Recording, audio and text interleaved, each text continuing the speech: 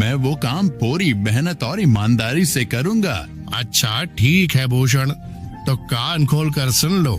मेरे पास 50 गायें और 50 भैंसें हैं। तुम्हें हर रोज उन जानवरों का गोबर निकालना होगा और रोज सुबह शाम उन्हें चारा पानी देना होगा। महीने के आखिर में तुम्हें इस काम के लिए 200 रुपए मिलेंगे। और हाँ, 2 वक्त का खाना भी हमारी तरफ से मुफ्त दिया जाएगा। बोलो, क्या तुम ये काम कर पाओगे? अरे बाप रे, 50 गाय और भैंसों को संभालना आसान काम नहीं है, पर अब मैं कुछ कर भी तो नहीं सकता। और ऊपर से सेठ जी 2 वक्त का खाना भी दे रहे हैं।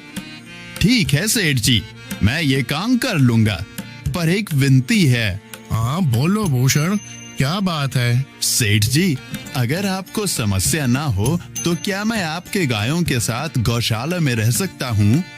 सेठ जी, मैं इस गांव में नया हूँ, मेरा रहने का कोई ठिकाना नहीं है। जग्गा सेठ थोड़ी देर तक सोचता है और भूषण को ऊपर से नीचे तक देखने के बाद उससे कहता है, ठीक है भूषण, तुम गौशाला में रह सकते हो। जी धन्यवाद सेठ जी। तब से भूषण गौशाला में रहकर अपना काम करने लगता है। वह रोज जल्दी उठकर गाय और भैंसों का गोबर निकालता, उन्हें चारा डालता और समय पर पानी भी पिलाता था। हर रोज भूषण अपना काम ईमानदारी और पूरी मेहनत से करता था।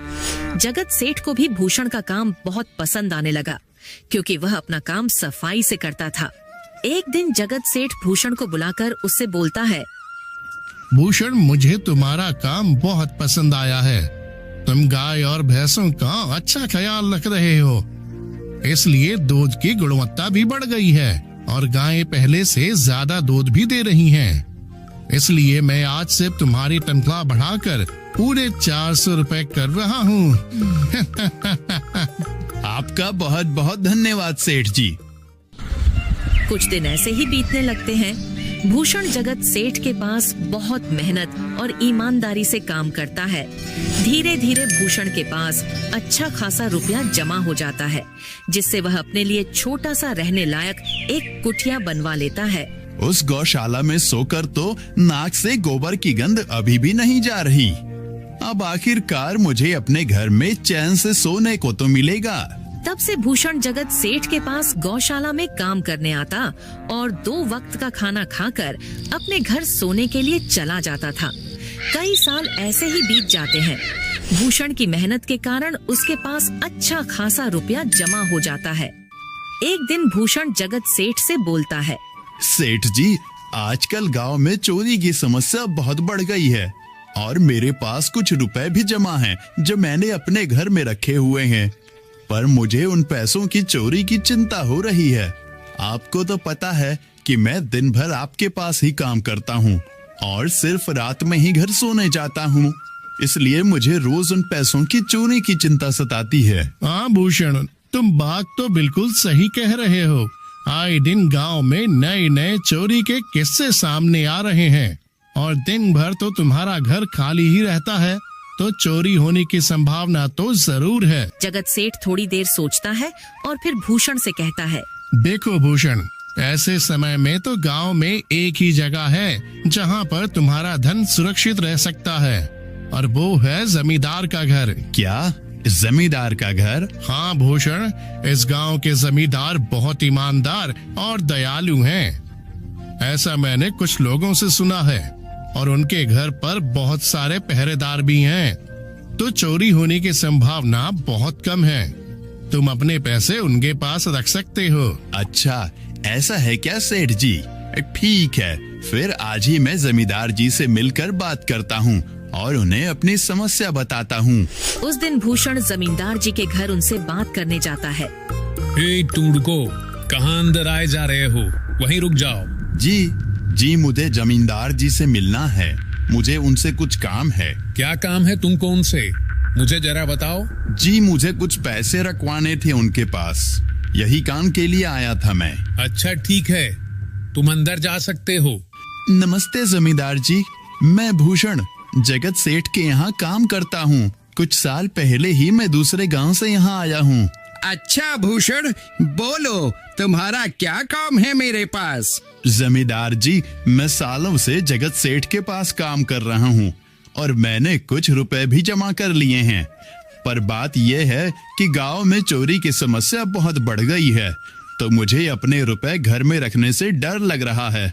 अच्छा, कितने रुपए जमा किए हैं तुमने?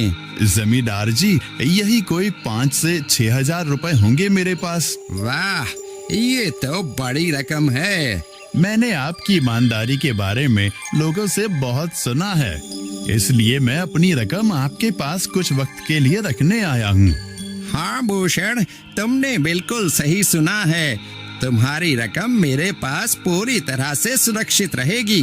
तुम अब चिंता ही छोड़ दो, मैं सब देख लूंगा। भूषण अपने पैसों की थैली जमींदार को दे देता है। ये पूरे 5,800 रुपए हैं, आप गिनकर देख लीजिए। गिनने की क्या जरूरत है, तुम तो जगत सेठ के आदमी हो, मुझे तुम पर पूरा विश्वास है। जमींदार जी, आपका बहुत बहुत धन्यवाद। अब मुझे चोरों का कोई डर नहीं है, क्योंकि मेरे पैसे सुरक्षित हाथों में हैं। अरे भूषण, कोई बात नहीं, धन्यवाद तो मुझे बोलना चाहिए, जो तुम मेरे पास आए अपने रुपए रखने के लिए। भूषण अपने पैसे जमींदार को देकर अपने घर चला जाता है। हाँ भूषण, तुम्हारे पैसे मेरे हाथों में ही अच्छे लगते हैं। ऐसे ही भूषण ईमानदारी और मेहनत से जगत सेठ के यहाँ काम कर रहा था। देखते ही देखते 2 साल ऐसे ही बीत जाते हैं। एक दिन भूषण सोचता है, अब बहुत साल हो गए जगत सेठ के यहाँ काम करते हुए।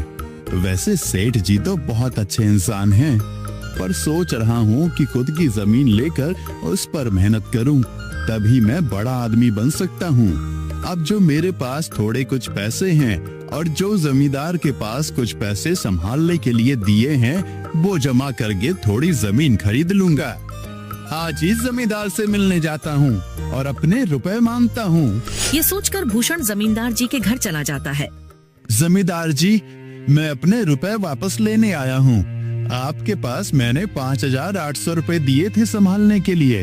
अरे भाई साहब, मैंने पहचाना नहीं आपको, वैसे कौन हो आप? अरे जमींदार जी, मैं भूषण हूँ। पिछले साल मैंने आपको पैसे संभालने के लिए दिए थे, याद आया कुछ?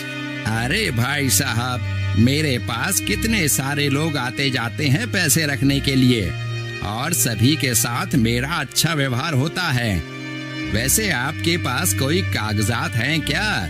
क्योंकि मैं हर व्यक्ति से कागज पर ही व्यवहार करता हूँ। किसने कितने पैसे दिए, किसके कितने पैसे रखे हैं, सबका व्यवहार रहता है मेरे पास। जमींदार जी, ये आप क्या बात कर रहे हैं? आपकी ईमानदारी देखकर ही मैंने आपको पैसे दिए थे संभालने के लिए, और आप अब ऐसी बातें कर रहे हैं। कृपया करके मेरे पैसे मुझे वापस कीजिए। हाँ भूषण, मैं ईमानदारी से ही काम करता हूँ, इसलिए तो तुमसे मैं डॉक्यूमेंट्स मांग रहा हूँ। क्या तुम्हें पता नहीं, जब तुम किसी से पैसों का व्यवहार करते हो तो तुम्हें स्टाम्प पेपर पर लिख कर देना पड़ता है। तुम किसी से भी पूछ सकते हो। नहीं जमींदार जी, मैं आपके पैर पड़ता हूँ, कृपया करके मेरे रुपए मुझे दे दीजिए। बड़ी मेहनत से मैंने वो पैसे जमा किए थे, मुझ पर ऐसा अन्याय ना करें। अरे क्या ये झूठ मूठ का रोना धोना लगाया है? लगता है तुम ढोंगी हो और मेरी ईमानदारी और भोलेपन का फायदा उठाकर मुझसे ये रुपए लेने आए हो। रुक, तुझे अभी सबक सिखाता हूँ। जमींदार अपने आदमियों को बुलाकर भूषण की पिटाई करने को कहता है। इसे तब तक मारो जब तक ये बेहोश ना हो जाए। इस 2 कौड़ी के आदमी ने मेरी ईमानदारी पर सवाल उठाया है, इसे छोड़ना मत। जमींदार के आदमी भूषण को डंडे से खूब मारते हैं। फिर भूषण दुखी होकर अपने घर चला जाता है। भूषण के शरीर पर घाव के निशान स्पष्ट दिखाई दे रहे थे। 2 दिन से भूषण घाव के दर्द के कारण जगत सेठ के घर काम के लिए नहीं जा पाता है, इसलिए अगले दिन जगत सेठ भूषण के पास आ जाते हैं। वह देखते हैं कि भूषण खाट पर सो रहा है और वह बड़ा ही चिंता में नजर आ रहा है। भूषण भाई, तुम 2 दिन काम पर नहीं आए, क्या हुआ भाई? तबीयत ठीक है ना तुम्हारी? कुछ समस्या है क्या? अरे सेठ जी, आप खुद यहाँ आए हो, आप खबर भिजवाते तो मैं खुद चला आता। अरे भूषण, कोई बात नहीं, तुम्हें देखकर लगता है तुम बीमार हो। क्या हुआ है तुम्हें? जगत सेठ, क्या बताऊं, जिस जमींदार के पास पिछले साल मैंने अपने पैसे संभालने को दिए थे, वो आज मुझे पैसे वापस नहीं करना चाहता। वो बहुत लालची इंसान है, वो लोगों को ठग रहा है। और जब मैंने बाद में गिड़गिड़ाना शुरू किया तो उसने डंडे से मार मार कर मेरी पिटाई करवा दी और मुझे वहां से धक्के मार कर निकाल दिया। अरे बाप रे, ये तो बड़ा ही गंभीर विषय है। मैंने तो जमींदार के बारे में अच्छा ही सुना था, पर मुझे भी नहीं पता था कि वो इंसान इतना गिरा हुआ है।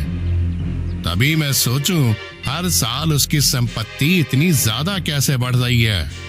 मुझे माफ कर दो भूषण, मैंने ही तुम्हें जमींदार के पास जाने को बोला था। गलती तो मेरी भी है। नहीं जगत सेठ, आप तो मेरा अच्छा ही सोच रहे थे। ये तो उस जमींदार का लालच है। अब लगता नहीं मेरे पैसे उस जमींदार से वापस मिलेंगे भी। भूषण, मेरे पास एक तरकीब है जिससे मैं तुम्हारे पैसे तुम्हें वापस दिला सकता हूँ। जगत सेठ भूषण के कान में सारी तरकीब बताता है। ठीक है सेठ जी, हे ऊपर वाले, ये तरकीब कामयाब होने दीजिए। अगले दिन जगत सेठ बहुत सारे पैसों को एक सूटकेस में भरकर खुद जमींदार के घर जाता है। अरे जगत सेठ, आज आप खुद यहाँ? बोलो भाई, इस गरीब के घर कैसे आना हुआ? हमारा तो ये सौभाग्य है कि आप जैसे धनी आदमी के चरण हमारे घर में लगे हैं। नमस्ते जमींदार जी। अरे जमींदार जी, आप तो मुझे अब लज्जित कर रहे हैं। वैसे मैं कुछ महीनों के लिए दूसरे राज्य में व्यापार करने जा रहा हूँ। मैं ये लगभग 50,000 रुपए लाया हूँ। मुझे डर है कि कहीं ये चोरी ना हो जाए। क्या आप मेरे सारे पैसे अपने पास संभाल कर रख सकते हैं? आपके सिवाय इस गांव में और किसी पर भरोसा नहीं कर सकता। अरे जगत सेठ, ये भी कोई पूछने की बात है? मेरे पास आपके पैसे बिल्कुल सुरक्षित रहेंगे। आप निश्चित होकर व्यापार करने जा सकते हैं। इस बार तो बड़ी मछली हाथ लगी है। बार बार ऐसा मौका नहीं मिलता। भारी माल हाथ में लगने वाला है। तभी वहाँ पर भूषण आ जाता है। अरे भूषण, तुम? अच्छा हुआ तुम आ गए। मैं तुम्हारे पास ही आने वाला था। मुझे माफ करना, उस दिन तुम्हें पहचान नहीं पाया। इतने सारे लोग मेरे पास आते हैं तो जरा परेशानी होती है, पर मैं अपनी बातों का बड़ा पक्का हूँ। हाँ रुको, मैं तुम्हारे सारे पैसे अभी देता हूँ। जमींदार भूषण के सारे पैसे उसे लौटा देता है। माफ करना भूषण, मेरे आदमियों ने तुम्हारे साथ उस दिन बदतमीजी की। मैं आज ही उनको काम से निकालता हूँ। भूषण बिना कुछ बोले वहाँ से चला जाता है। अरे क्या बात है जमींदार जी, आप तो अपने बातों के बहुत पक्के हैं। तो ठीक है, मैं अपने सारे पैसे आपके पास रख सकता हूँ। जगत सेठ इतना बोल ही रहा था कि तभी वहाँ जगत सेठ का नौकर आ जाता है। मालिक, अब आपको बाहर के राज्य में जाने की कोई जरूरत नहीं है। अभी अभी व्यापारियों का संदेश आया है और उसने कहा कि वो खुद हमारे गांव आ रहे हैं। अरे ये तो बहुत बढ़िया बात हुई। अब मुझे इतनी दूर नहीं जाना पड़ेगा। सुन रहे हो जमींदार जी, व्यापारी यहाँ आ रहे हैं। अब मुझे नहीं लगता कि ये पैसे आपके पास रखने का कोई मतलब होगा।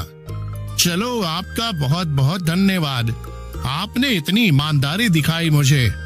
हाँ, पर अगली बार जरूर आपके पास ही आऊंगा। ऐसा बोलकर जगत सेठ और उसका नौकर वहाँ से अपने पैसे लेकर चले जाते हैं।